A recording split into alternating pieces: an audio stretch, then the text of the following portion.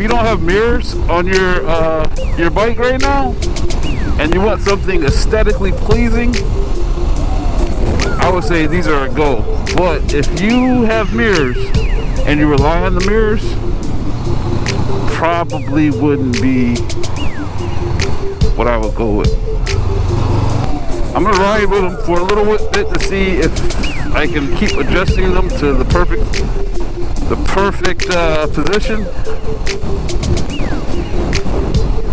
Definitely, if I didn't have the little mirrors, this would be pointless to have these on. All right, scooterheads, thanks again for watching. Hey, I really like these stealth mirrors. Unfortunately, they don't work well for me as far as being able to see behind me. I think they add a great look to the bike aesthetically, but it's just really not, in my opinion, the safest option when it comes to your mirrors.